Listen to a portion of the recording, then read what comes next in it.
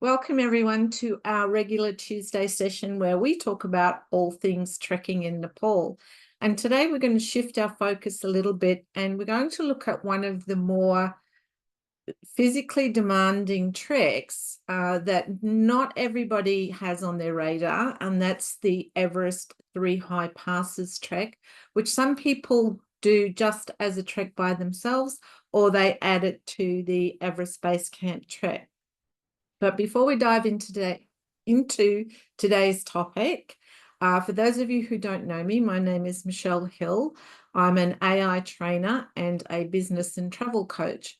And I first fell in love with Nepal 9.5 years ago now, when I got on a plane and turned up in Kathmandu, all set to trek to Everest Base Camp with literally no idea of what I was getting myself in for. I thought I was just coming along and this was going to be like a physical challenge to kind of just prove to myself that I could do it.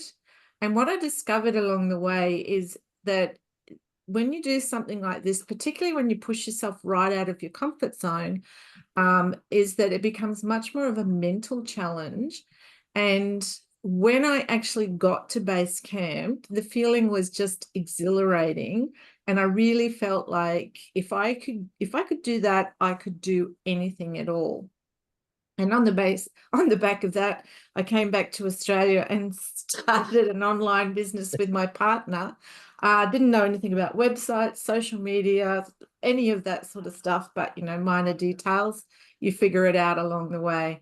Anyway, and then Dinesh and I met, I think it was on my second trip when I did Annapurna Circuit, and we've been really good friends since. So what we decided to do with these weekly events is just talk about all sorts of different topics that can help answer people's questions about what to expect, what it's like, is it really super hard, all those sort of things. But let's just let Dinesh introduce himself first, and then we'll get into today's topic about Everest Three Passes Trek.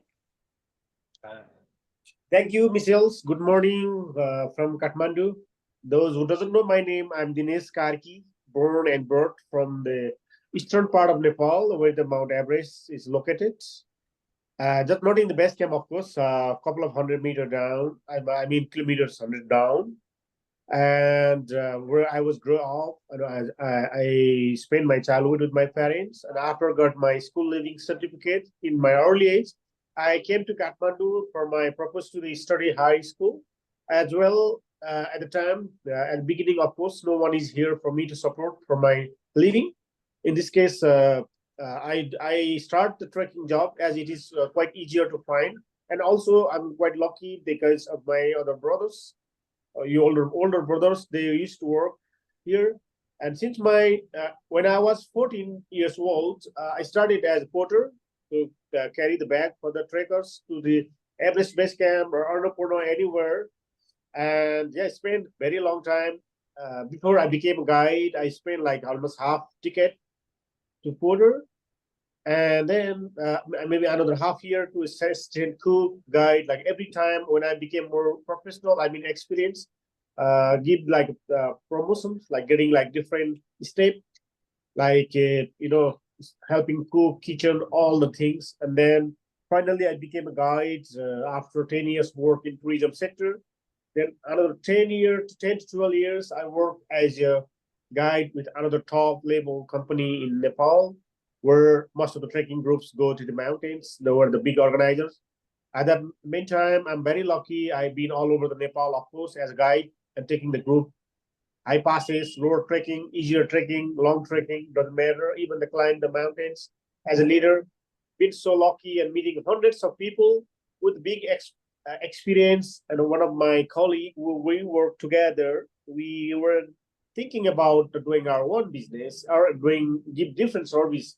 Like when we were working that long period in the field, that we learned so much things, not only sitting in the chair and dealing the people through the computer, but we saw by our eyes that we can change something. That means like we can give better than this, that aiming up a lot of purpose, a lot of vision and mission. Me and my friend started this company, Nature Explore Trek, since 2015, early 2015. But quite unfortunately, we faced quite big situations like earthquake in Nepal in 2015. It was right after that we started our company. And then another is everyone facing that COVID. Everyone knows that. So we are facing quite a big challenge. But now we are already running 10 years, our Nature Expert Trek. So where I'm saying we're a success today because even the facing the situations, whatever, but we're lucky. We have received more than 1,000 tourists all over the world, of course, from Australia, and then, of course, from America or anywhere in the world. And now more than 99% of our customers are very happy that we are success to give the uh, their like a service. What they propose, we are success to deliver the same thing. So that means we're very happy, and then we're more encouraging, more working in this 10 years journey. And then I think Michelle and I met in the after we just start our one company, and yeah, as Michelle already said, we are continuing here. And then this kind of meeting as adventure talking, we already been like 1.5 years. That means we have been sharing like maybe thousands of words through the visuals, so that a lot of record we have in the YouTube. So maybe those adventure lovers can go to the rewatch them, and they can learn and they can take some experience. It might be the good information to them. Anyway, so what I'm saying, Nature Expert is doing the best, and we also organizing such a big trips in Nepal, India, Tibet, of course, in Kailas. And we also have a big experience through organizing long trekking in Nepal, like which start from west eastern part to the west part of Nepal, which nobody can do that. I mean, like in commonly, but we are the one success with one goal.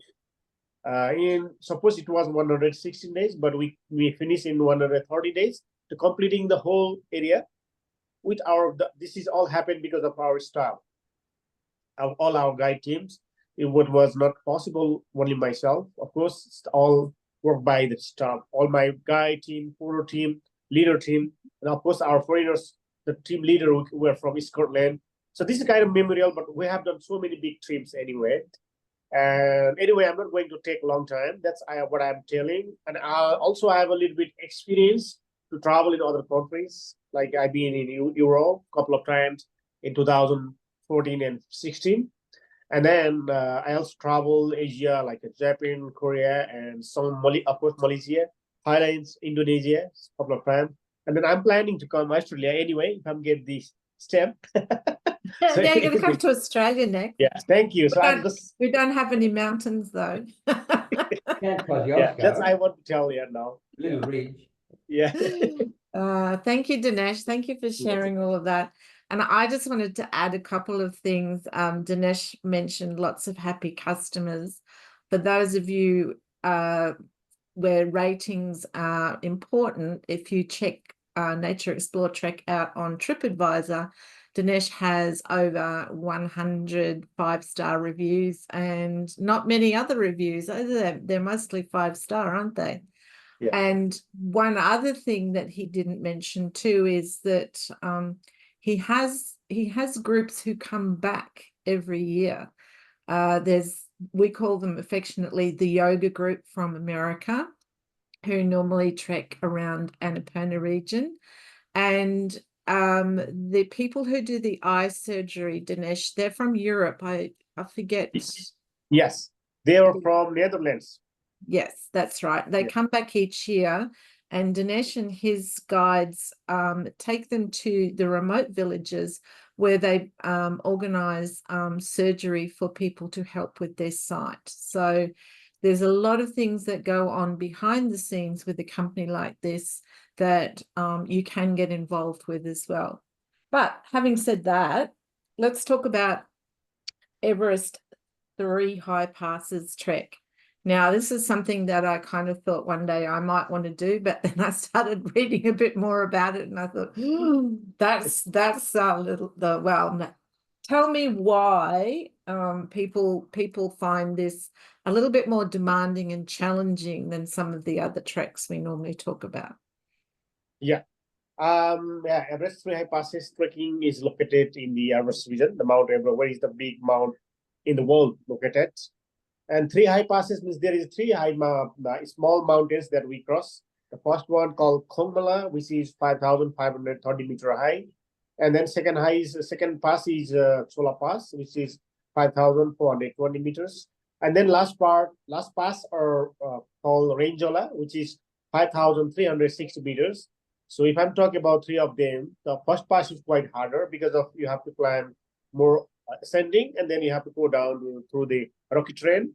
Yeah. And yeah, this is about this trekking is one of the rewarded trekking because of you will have a 360-degree views of Mount Everest range, whatever the mountains are there.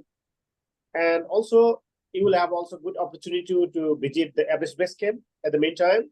And then Kalapatra viewpoint to see the Yeah. Mount Everest, which is one of the best viewpoint to see the Mount Everest from close distance. So this trek takes 17 to 18 days. Right. So in it's quite total. long. Yeah. And you, of course, your beginning of the trekking, you just start your trekking as usual and easier. And then when you're raising every day 500, 400 meter, you will jump up. But not all the steps, you just also walk some Yeah. gradual and little down, up and down. But you are in the mountains over 3,000-meter high. Even in the gradual part, you will not feel like comfortable like we're in the lower part because of it is already altitude area, high Yeah. altitude area. The route is same like this classical route until the Dingbuche. And then after Dingbuche, the Everest Base Camp go left to the classical route. Three high pass, you have to go another remote village called Sukung. And Yeah. then from the Sukung, then you will cross the first pass of Khongmala, and then you will meet again in Lobuje. So Lobuje is still, you will meet again in the classical Everest trekking route. And then from Lobuje, you will be head 1 hour to the Everest Base Camp in one day.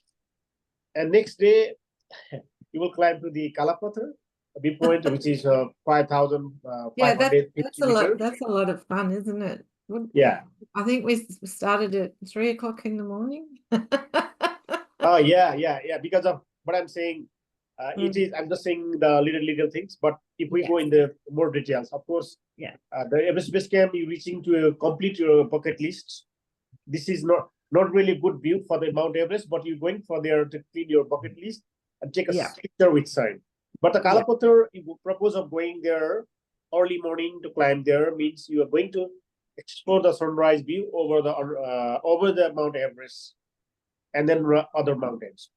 Yeah. And then for that, at least it takes 3 hours to get to the top, and then 1 hour go down. So that means if you want to see the sunrise, you have to walk in dark because of sunrise. Normally sunrise 6:15, 6 about that roughly. It depends on the season anyway. Yeah. So that means nearest town is called Gorakhpur, where you will sleep overnight, and then next morning with your head torch, you will climb to the Kalapatra, which is 3 hours off. From tea house, you will climb 400 meter off. Yeah. Yeah. And then you will explore the view, come back down. But some people, like some people choose two options. Sometimes they choose sunset also. Sunset moment also very wonderful. Like golden sunset over the Mount Everest.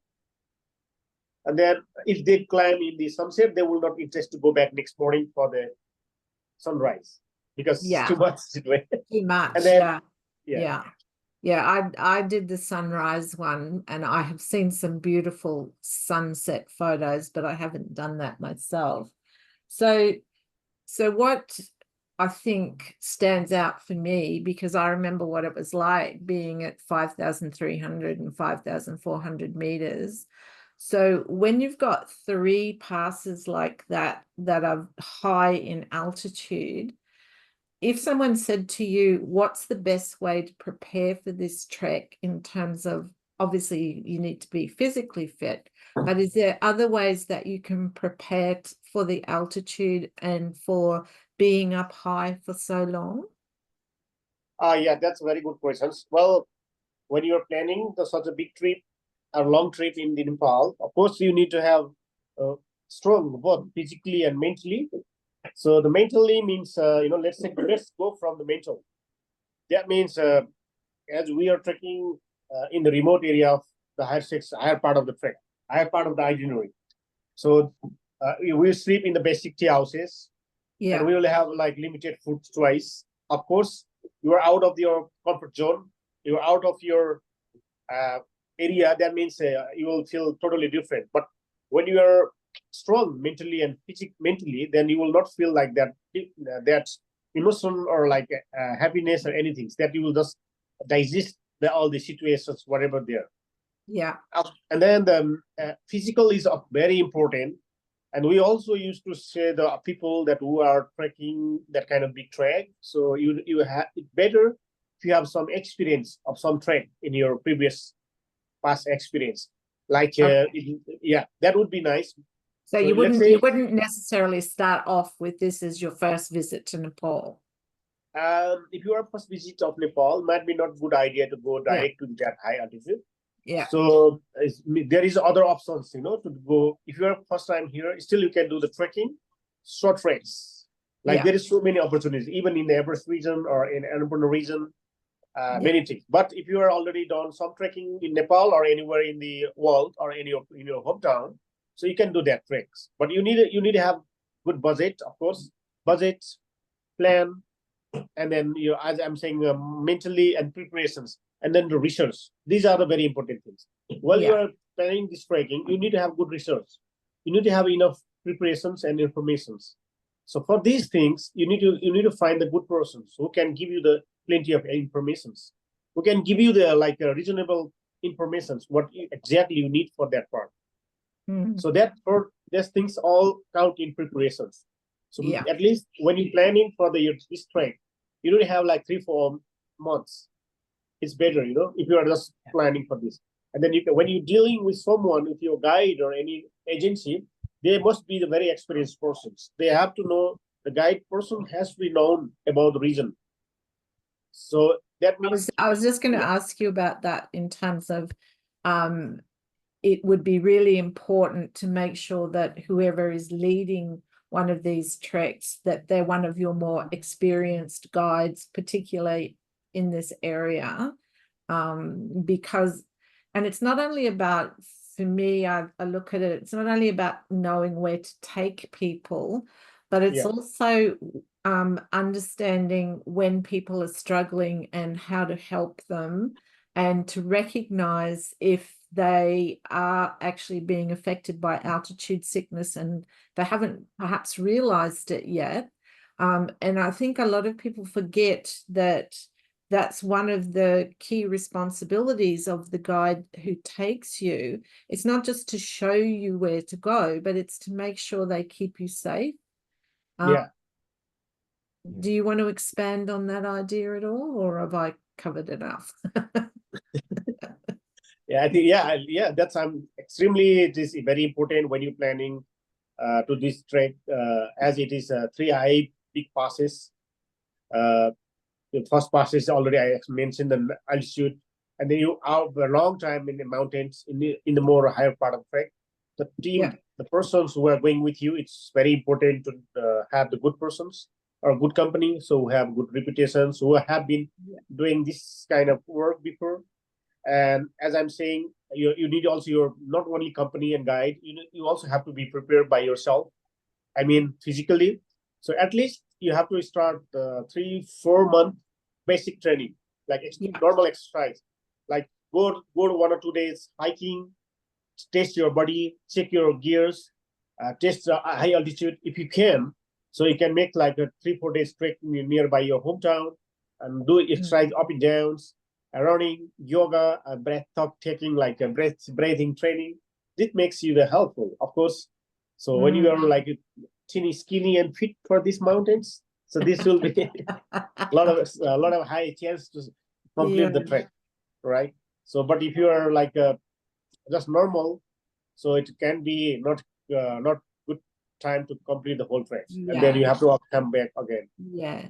And I mean, I haven't done three high passes, but when you do Annapurna Circuit and you go through Thorongla Pass, that's what, 5,400 or something. It's around about that. Yeah, that's true. Yeah. And what I do remember is that, on the way on the way to the pass, it felt like forever because of the altitude and the fact that we could only walk slowly. And and then you get there and it's like, wow, we did it. And then as soon as we started going down the other side, it was almost like you felt so much lighter and so much bigger, and it was so much easier because you'd actually gone through the pass, and as you drop down a little bit in altitude, it becomes a lot easier to breathe as well. Yeah, it is. It is. Yeah. Going up to getting top to the summit is very difficult. And then when you go down on the side of the mountains, it comes a lot easier, I feel, because of you already been higher and then getting Yeah. down. And sometimes you also get that bad headaches because of it's from the dehydrations and close from the high mountains heating. Yeah. The sun Yeah. heating power is totally different than the lower part of the trek. Of course, it's because of the reflection with the ice and mountains and get to the U, it is more stronger. Whatever is very challenging anyway in the passes or that Michelle done in few treks. Yeah. I think 10 years now. Yeah. So you mentioned also too that some of the tea houses in the remote areas, like they're fairly basic, aren't they? Yes. So it is like, don't expect lots of luxuries, and the food is basic as well because obviously everything has to be carried in. Yeah. Now, is there any stories that you'd like to tell us about? Like, when was the last time you led a group through 3 high passes? I think before COVID from myself, but we have Yeah. a group, not me, but our guide is just returned from the same trek. Oh, They're okay. just back yesterday from Okay. Nukla. So that was a pretty cool trip, like there were a couple of people and guides. They have done the 3 passes, and then the weather was perfect. Yeah. Well, we have to say the weather is unpredictable, but this time in November it was so clear, and they have a good view of mountains. I also shared some photos in our Facebook page, in our company page, so because of so Yeah. nice, so amazing. And I think they done the trip 100% success because of our clients is very happy with our Yeah. guide and our service. Whatever we agreed and whatever we communicate with them, so we deliver the same thing in the mountains. That means the clear deal. So no expectations. Whatever you have, we just Yeah. provide there. That means, of course, you're already happy. Yeah. And yeah, so weather nice, but right now, Everest. Let me tell you about the season. The best season to do this trekking is Yeah. April and April season, like spring and autumn. So if you wanted to plan this trekking, come to Nepal in spring or autumn.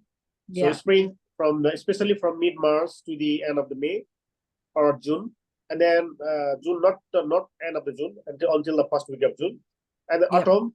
Still, you can do this trekking from September to an end of the November. But I don't recommend to come in the winter because of as it is a high passes, so there will be snowing Yeah. and ice, so you cannot cross the bypass. So don't Right. come in winter like December, January, February. Yeah. No, and then July, August because of raining and foggy. So that means you will miss the view. So otherwise, September, October, November is Yeah. perfect, especially if you Yeah. are a photographer, and you're really looking for the clear view of the mountains with no clouds. It's come in November for this because of you will not Okay. miss any of the mountains in your Yeah. camera. You will catch Because all of them. when I did Everest Base Camp Trek, I think we left Kathmandu, stretching my memory here. I think it was like about the 8th or the 10th of September. So I was early in the season. But we were very lucky. We had a couple of days where there was some rain around, and I did actually get the wet weather gear out once and put it all on. And I think by the time I had it all on, it had stopped raining. But again, as you say, like, that was lucky in that I could have come in September and I could have had a lot more rain than what I did. So it's like anything that's outdoors. The weather's the one thing you can't control, and you can try and predict and come at the best possible time, but Yeah. it's not always, it doesn't always cooperate with you. Yeah, it is. Now, And is then I it, also want to mention one yes, little things at the end and through this video. yeah, The weather is unpredictable, so nobody can guarantee, and nobody can tell about tomorrow. Let's say today is yeah, sunshine and a beautiful day, but tomorrow can be changed. It is not yeah, beyond the control of human. So, yeah, so that means some people, thinking about we have to guarantee the weather. So this is not yeah, true. So we nobody can see tomorrow. So even in the season, like in autumn or spring, sometimes the weather can be changed. But the only thing we can tell is not going to stay many days same weather because of we're in the right time. So yeah, not, for example, July, August, maybe June, cloudy. If the cloudy start, maybe go for a week. But this time it's not going to like this happen. But there is a lot of chance to delay your flights to Lukla, or maybe mm, some morning you can miss the view, or some afternoon it can be cloudy, or raining in the beginning of the trekking, or snowing in the hard part of the trek. So this is mm, common. So that's why we ask the trekkers, adventurers who are thinking or planning to come Nepal. So mentally and physically, mentally, let's say we say the best weather in autumn and spring, and if you are thinking no raining, no cloudy there, and then when you are here, and if the weather is like giving different scenario, then maybe you will be yeah. learn something different. I think you have to come with the, well, first of all, you build in a buffer of a couple of days at either end because itineraries can change and things can change. But I think you also need to come with an open mind that, if something happens and you have to change your itinerary or completely miss out, it's better to do something different instead. And we had a lovely lady last month who was coming to do Everest Base Camp. And how many days was it? 2 or 3 days she was stuck in Kathmandu waiting for the weather to clear for Yes. Lukla. And then in the end, what Dinesh and I'll use her name, Nolene, decided to do was that she flew to Pokhara instead. And then she trekked around the Annapurna region. So she still had the experience of trekking, but not exactly where she thought she was going to go. Now she had a fabulous time. She enjoyed it, and she's already planning to come back because she still wants to go to Everest Base Camp. But it is really important to approach it with that mindset of, okay, you've flown to Kathmandu, Everest Base Camp's on your bucket list. You're here, you're going to do it, you're going to do it. And then something happens and you can't. And I Yeah. know for myself, when we got back at the end of the trek, we walked into literally pea soup fog at Lukla. Like it was Saturday afternoon and you could only see like a couple of meters in front of you. And we got up on Sunday morning, like, okay, we'll pack, we'll get ready as if we are going to the airport and we are going to be able to fly out. But we couldn't because there was no planes coming from Kathmandu. Then we got, one of the guides said, there's a group in Kathmandu who've been stuck there for a few days. They've hired a helicopter. They'll land below the fog. If you can get down there and pay an extra, I think it was $300 US, you can go back to Kathmandu on the helicopter today, or you can stay here and wait and see when a plane might turn up. Now, we had lots of scrabbling around and, going to ATMs and people lending money to other people, and I'll pay you back when I get to Kathmandu type thing. But in the end, all six of us managed to find the money and get down the mountain. And we went back all the way to Kathmandu in a helicopter, which was just amazing because we were quite low. So we saw a lot more than what we saw in the plane flying to Lukla.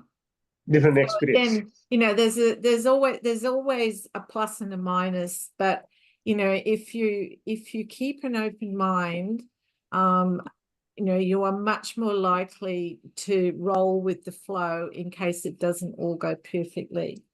So I think that's probably covered off most things. Kurt, did you have any questions you wanted to ask about what we've talked about today or anything else about Nepal? Oh, right. Well, actually, the two main questions I did have, Michelle, was about the altitude, because I've heard about the sickness side of it, and the weather as well. I mean, Yeah. I think the mental and the physical side of it, to be strong in both areas, to me, that's a given. Yeah. But it was mainly you know, Dinesh, and you've answered that question very succinctly with the weather and the Yeah. Well, with the altitude, altitude. everybody reacts differently, and every time you go up in high, you can react differently. Mm, When I went, I took Diamox, which is a medication that can help minimize the effects. When I did Everest Base Camp, I felt a little bit off color, but not too bad. When I did Annapurna Circuit, for a day or so, I had quite bad headache and really felt like I was getting the flu. But as soon as you drop down and you drop down in altitude, then you start to feel better. yeah. The temperatures, again, it depends what time of year. Um, Usually at nighttime, it's really bloody cold. I'd to use imagine. to use a technical Australian term. So I had like a puffer jacket and the down jacket and all that sort of stuff, mostly to wear at nighttime. And the I think it was a -20 sleeping bag I had, or what, something like that. And the tea houses also will give you extra blankets. But during the day, and Dinesh, you know what this is like, sometimes you start off and it's really cold and you've got jackets and beanies and gloves and scarves and everything on. And within an hour, you're down to almost a t-shirt with everything, trying to stuff everything into your day pack. But again, it It is, does depend on what time of year you go, because, if you go like now and you're going up high, it's cold. Like Mm, there's, let's not pussyfoot around here. It is cold. But in September time, I went Everest Base Camp, and it was November time when I was at Annapurna, and that was colder at night. But again, we still had days, particularly when we were down in the lower altitudes, where it was really pleasant and you're just wearing a t-shirt. So sorry, yeah. Dinesh, I hijacked that answer. No, no, no, no. That's no, true. That's true. I'm just enjoying the sounds listening. Yeah, fascinating. you're saying right. Yeah. And is anything Yeah. else, Kurt, that you wanted Yeah. to ask about? Look, everything's been really great. With the sickness side of it, is there a more of a natural way of minimizing it without drugs that you're aware of? We don't have to take Diamox if you don't want to. Yeah. And if you start to feel ill and like you're not well at all, the best cure is to go back down. Oh, is that right? Okay. Yeah. Okay. You don't keep it, like if you're starting to feel really ill, and um there is like your guides do give Diamox, don't they, if somebody's quite ill? Yeah. Yes. Because Right. that's a quick, but I mean the best treatment is to literally, stop Go going back up down. and go back down. Okay. Yeah. Because as soon as you go back down, even it's quite interesting, because you can feel a difference even just like 300 or 400 meters Wow. in altitude. You can start to feel better. Okay. Wow. Interesting. Yeah. Yeah. Without drugs, also we can skip the altitude sickness. So that means we have to drink the plenty of waters, and then we have to walk very slowly, enjoying more with the mountains and the view. And then every 40 minutes to 1 hour, you have to take the commercial break. You have to make the commercial break, means drink the water and enjoy the view. Not taking any stress here, just feel free. And then talking about more nature, culture of there. And then basically altitude start after 2,500 meters from the sea level. Uh, But before that, you will not feel any difficulty of altitude. And then when you reach over the tree lines, above the tree lines after 3,500 meters, you might feel little lack of oxygen on your body. But in this case, as I'm saying already, so if you have plenty of water, walking slowly, making good plan, and make some rest at the beginning of the trek, I mean, in the middle of the trail, just break and do the little high and come back down. Like that means acclimatizations. And it will help you to digest the altitude. Yeah. And then you need a flexible itinerary. I mean, like you need more extra buffer days, so which can help you. And then that will be help us. And then let's say if in case, if you get the altitude, how do you know? That means you will receive some basic symptoms like headaches, headache, dehydrations, or like a dizzy, vomiting, and not appetite, and then headache in this backside especially. Sometimes we have a headache in front also, but this from the cold wind and then from dehydration also. But especially when you have a headache in the back, this is the normal symptoms. In this case, if we receive this kind of symptoms, we have to share with our travel partners or guide. If you don't tell anyone, then we don't know. The first things we will, as I'm saying, we will try to digest there. Otherwise, if not get better, we take them to down at least 400 meters down, 4 to 500. This is the first medicines. And then because of you are in the 5,000, for example, you are in 5,000 starting the altitude. Now we coming down to 4,500. So that means you will be relieved quite quickly. That means you have you reach already higher and coming down. So this will be a lot of help. And then even in coming down, you're not getting better. We don't suggest you go back because of you will suffer more. So that means we'll just start coming down. In this case, let's say in some people, in getting like worse and worse, there is only last for in case for emergency, we evacuate nearest hospital. This is the last options. Otherwise, normally we don't suggest. But if they are like getting more worse in their health, so we have to take care also. So your life is the most important than anything. That's the last case. Yeah, thanks, Dinesh. That's great. And what I also found interesting too, Kurt, is just because you get altitude sickness on one trip, it doesn't necessarily mean that the next time you go trekking and you go to an altitude that you're going to get sick again. It's a little bit like seasick. Like, you know, some people get seasick all the time, but sometimes you can feel off when you're on a boat and sometimes you don't. And for me, like my second trek, I definitely felt a lot worse than I did on the first one, but it was similar altitude. Understood. Yeah, makes sense. Yeah. Great. Well, we might call it quits there, unless there's any other really important questions that we've forgotten, which I don't think so. So thank you everyone for joining us, and we'll be back again next week. And I forgot to check the topic for next week, so it'll be something really interesting and exciting. So until then, namaste. Thank you, Michelle. Namaste. I see.